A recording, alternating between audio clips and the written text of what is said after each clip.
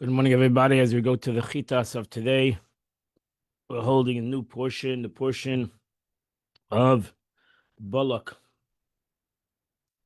which is in the book of Bamidbar, which is on chapter 21, verse number 21. Vayishlach Yisra Malachim, and the Jewish, wrong one. That was yesterday's. Right, chapter 22, verse number 2. Vayar Balak ben Tzipar es kol asher asa Midian. Balak ben Tzipar saw all that what Jews did to the Amorites. Now she says, Balak said, Balak, being aware of the arrangements between the Canaanite kings and Sichon and Og, said to the Moabites, these two kings, Sichon and Og, whom we have relied on to protect the invaders, could not stand up to them. All the more so us, should they attack us. Therefore, realizing that their protector was gone, Moab became terrified. And Moab became terrified from the Jewish people. Kiravu, because they were numerous. And Moab became sick due to the Jewish people. Rashi says, Vayagar is a concept of fear. Vayagar, as he brings up the verse, and gur lachem, you're afraid. Vayakatz Moab, katsu b'chayein, they became sick in their lives. Moab said to the elders of Midian, this assembly will devour us and everything that's around us. As the bull devours the green of the field. Balak ben Tzipar, and Balak, the son of Tzipar, was Melach Moab, was the king of Moab by Esahi at that time. Now she says, surely these nations had always hated each other. Suddenly they like each other. As it says, who defeated Midian in the fields of Moab. They were enemies, indicating that Midian had waged war against Moab. However, in the fear of Israel, they made peace one another. And why did Moab see fit to advise for Midian? Since they saw that the Jewish people were winning supernatural victories. So they said the leaders of these people became great in Midian. Moshe Rabbeinu was in Midian. Let us ask them the quality that he possesses. So they got the answer that his power rests in his mouth.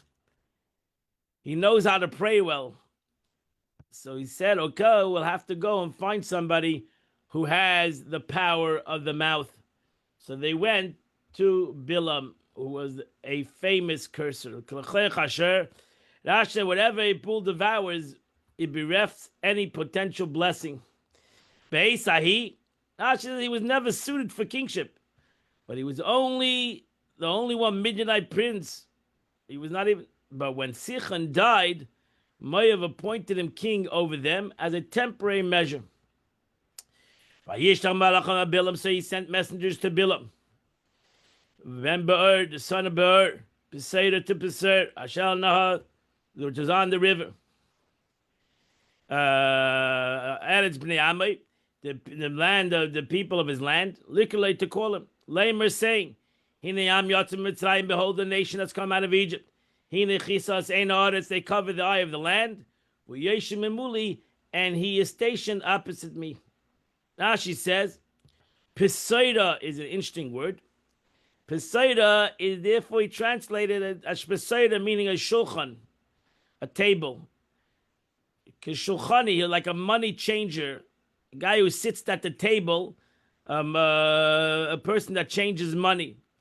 Before everyone who shows his coins, we're called shulchani. So money changers then were called shulchani. Everyone would come to the table, and they would show their coins. Similarly, old kings used to send him his letters. He was like a pseida. He knew how to translate letters. So every letter, because most of the kings were ignorant, they couldn't even read. So they used to send his letters, and if they got a letter, they would send it to him, and he would pay for it, and they would pay for it. But according to the contextual sense of the scripture, he was actually Pesaida. You don't have to translate it. Pesaida is a place in Midian that's called Poseidon. Eretz Bnei Ami, the land of this people of Balak. He came from there, and Bilam had prophesied saying that he would become king. So Balak knew already Bilam. He already made a prophecy, so he knew that this guy had some prophecy. And you ask, why would the Holy One, blessed be He, rest the divine presence on a wicked Gentile? The answer is so that the nation shouldn't have excuse for their wicked behavior, saying, we have prophets. If we would have a prophet, we would be good people. We would have returned to the proper path. He therefore provided them with prophets. However, these prophets, abusing their privilege, they broke down the universal acceptance moral restriction, and that's what these prophets did. These prophets ultimately brought down the people, didn't uplift the people, brought down the people. And they broke the restrictions of life. They told the people, you can be immoral. As Bilam tells his people later, be immoral. Become immoral people. For originally the nation restricted itself in immoral behavior, but Bilam advised them to abandon themselves from morality. If they want to be successful, be immoral.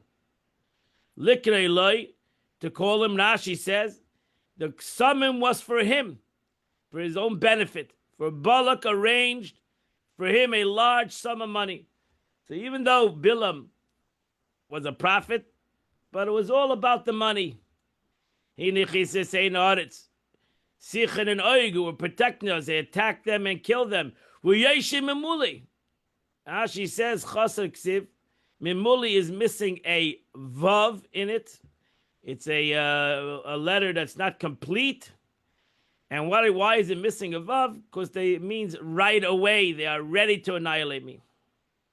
Verse number 6, therefore come and curse this nation. Many, because they're more powerful than me. Perhaps I'll be able to strike them. And I'll chase them away from this land. Because I know. I know those who bless you, those who you bless are blessed. Those who you curse are cursed. Now she says, boy, meaning we will strike them. Anivami, I and my people will strike them. In other words, Nake in the Mishnah is in the menake, deduct. So it means that he says, I know you're not going to be able to give a bracha, we'll be able to destroy, annihilate them, but we'll be able to reduce them. Nake will give him a little bit of a dent. Ki adaiti, because I know that through the war of Sichan, when you help him defeat Moav, I know that you have certain powers that can curse. Verse number 7, so the elders of Moav and the elders of Midian went together, V'ksam and B'yadei, magic charms in their hands. V'yavel Bilam, they came to Bilam. V'yidabre elav divrei Balak, and they conveyed to Bilam the words of Balak. Now she says, what is ksamim? All sorts of magic charms, so that they, not to say I did not have any tools myself. Another explanation, the elders of Midian took omens in their hand. They took an omen, they took a test. They said, if he comes with us this time, now we know we'll prove substantial. But if he delays us, then it's a waste of time. And therefore, when he said, lodge with me that night, they said there's no hope for him, and they left, and they went off. So the guys of Midian left. So the Moabite nobles stayed with Bilam. But the Midianites said that once they heard that Bilam procrastinated, they knew that this would not work. Verse number 8, so he said to them, you need to come in here and sleep tonight. And I'll find out, I'll bring you back the word. When God speaks to me. That's why previous Rashi, that these nobles of Moav stayed with Bilam. The Midianite nobles left. Rashi says, the Holy Spirit would only rest on him at night when he went to sleep. The same applies to all prophets of the Gentile nations. Similarly, Lavan received his divine message a dream at night. God appeared to Lavan, the Aramite, in a dream at the night. God's appearance to them at night is like a man secretly visiting his concubine. like an analogy. Kashadibar Hashem, Elav Hashem. Rashi says, if he advised me to go with the people like you, okay, then I'll go. But maybe only honorable for him to let me go with noble or greater than you. Maybe Bilam said, I don't know if you're such high officials. I need to have bigger officials than you. By Yeshuvu, they remained. Verse number 9, Vayavalekim el Bilam, and God came to Bilam. And he told him, Mi anoshim elam. Who are these people? God doesn't know who the people are. Now she says, with these words, God came to allow him to make a mistake. Bilam said, sometimes not everything it seems like God doesn't know what's going on. So he's not always fully alert. Maybe God is too busy. Therefore, that tricked Bilam. And that's why he put it in his mind that there is a situation where he can curse the Jews. He can find a time. Because as the Gemara says, that Bilam was a professional in time. He knew exactly to figure out the right time. And he felt he can figure out now a time when God is, so to say, chas shalom, busy. And he can sneak in a curse. Bilam told God, Balak ben Tzipor melech Moav shalach. Balak, the son of Tzipor, the king of Moav, sent me a message. Rashi says, what do you mean? Rashi says, he says to the Eibishter, even though I'm not esteeming your eyes, but seemingly I'm esteeming the king of Moav. I'm a Kanaka anyway. Without you, I'm still a Kanaka. Behold, the nation has come out of Egypt. They covered the eye of the land. Therefore, he asked me to come and curse them. So maybe I'll be able to fight with them, and I'll be able to chase them away. Rashi says over here, this term, then utterly, it's more of a stronger term, kavali. Because the term is used when enunciated God's name, kava in the Gemara, that when you say the word kava, that's when using the Abish's name. So you see that Bilam, in a way, hated more than Balak. Bilam hated him more than Balak. So God told to Bilam, you should not go with him. Not only you should not go with them, do not curse this people, because they are blessed. What does Rashi say? You must not go to people. Bilam then said to him, so I'll curse them from my place. So that to God says, don't curse them. So Bilam said, if so, I'll bless them. So God said, they don't need your blessings. Because they are blessed already. This is a parable to what we say. The Gemara says, the famous Gemara, it says, we say to the wasp, or to the bee, we say to the bee, we don't need your honey, and we don't need your sting. I don't need your honey, I don't need your sting, leave me alone. And that is the end of the Chumash for today. We are now holding the third chapter in the letter of the Alter Rebbe in the concept of tshuva. Yesterday, the Alter Rebbe spoke about fasting. And we find in the Gemara, and even in the Zohar and the Arizal, who speak about fasting. And they used to give a number of fasts for each Aveda a person does. The Alter Rebbe started in his first chapter that the tshuva is not connected to fasting.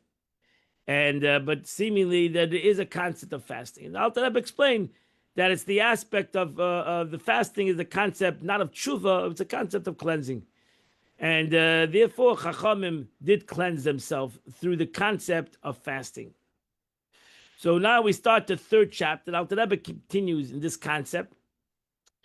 And Alter Rebbe, we know the Alter Rebbe is going to come, like, the generation today is not, not capable of fasting. Therefore, we need to give tzedakah more to the concept of fasting. So though fasting is not at all necessary for attaining atonement, it was explained above that nevertheless, it has a effect, it has a positive effect as a substitute for the oil offering. Because today you cannot bring a carbon. So when a person didn't do a mitzvah, for example, he brought an oilah. He did a sin, God forbid, unintentionally brought a carbon chatas. Today we don't have that capability. So we need to give our chaylev, so to say, and that's fasting.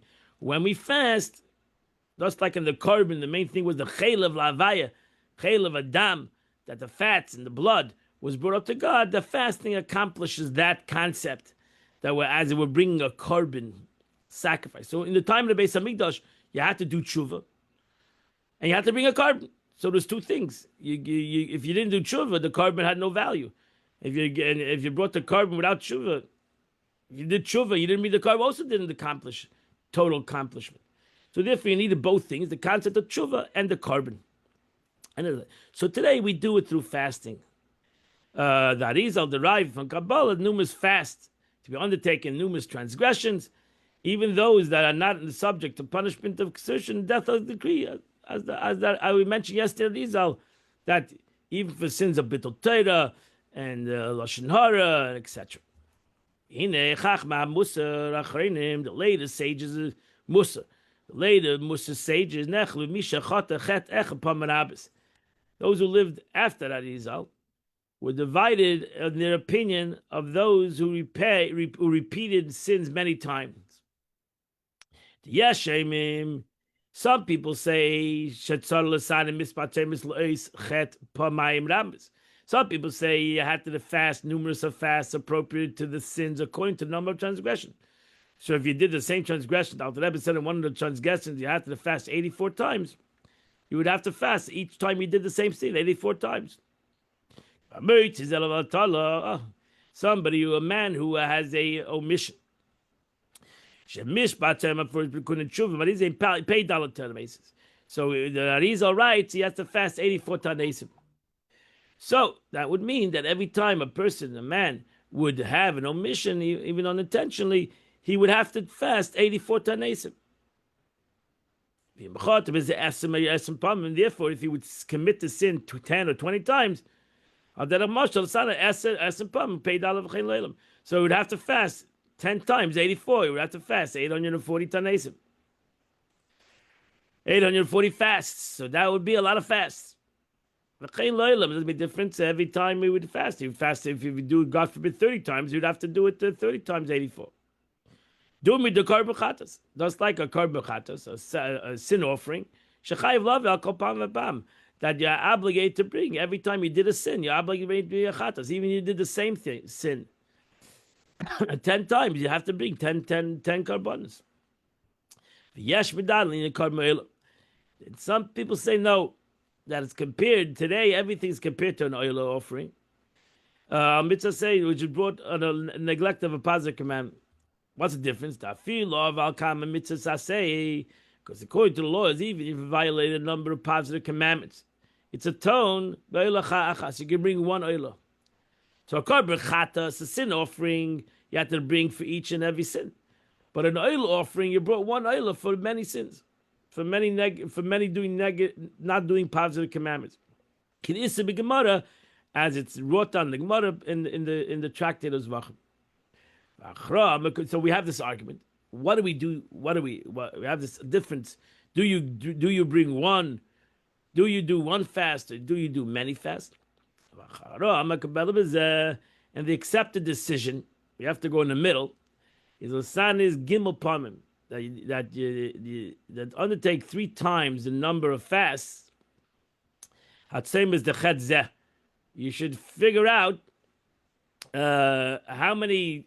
We look back yesterday, and you'll look in the Arizal and the Gemara, and you should take upon yourself, if you did a sin, even unintentionally, you should fast at least. And if you did the sin many times, you should fast at least 3 times. So, for example, for what I mentioned before, Zel Lavatala omission, we should do Reish Nun Beis Tzemis. You should do 252 fasts in your lifetime. For the wasteful omission. So you should do 250 times fasts. 250 fasts, which is a lot of fasts. And they're based on the teaching of the Zohar, as it's brought down the Zohar. At the end of the portion of Noach, it says, Kiv and the Chob Bar Nash. Why do you think that the Chachamim wanted that a person should fast. I mean, this is a tough situation because the Zohar says, because he makes an impression above should the sin is second, and the impact of sin is even greater. So he should realize that when he does Aveda, it's not Pashut. He creates something, an impression in the world, and you Pashut need to eradicate this impression. Zim Netlase, when he does 3 times the sin, the Zohar says, have a kimisma mesita lesita. It's like the same penetrates from one side of the thing to the other side. Therefore, the Zohar says you need at least 3 times.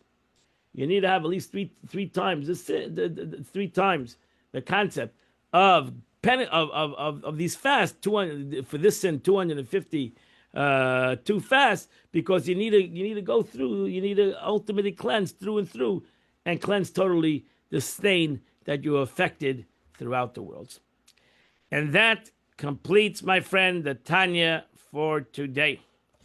Today is the 10th day of the month in your Tillim. The Tillim is chapter 55 to chapter 59. The Rebbe writes today in the Yom Yom for the 10th day of Tammuz. In the early periods of his leadership, the Alter Rebbe taught, the footsteps of man are directed by God.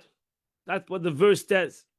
When a Jew comes to a particular place, it is for an inner divine intent and purpose. And that is to perform a mitzvah. Whether a mitzvah between man and God, or a mitzvah between man and his fellow man. A Jew is God's messenger. Wherever a messenger, a shliach, may be, he represents the power of the Mashalech. He represents the messenger. He represents the one who sent him.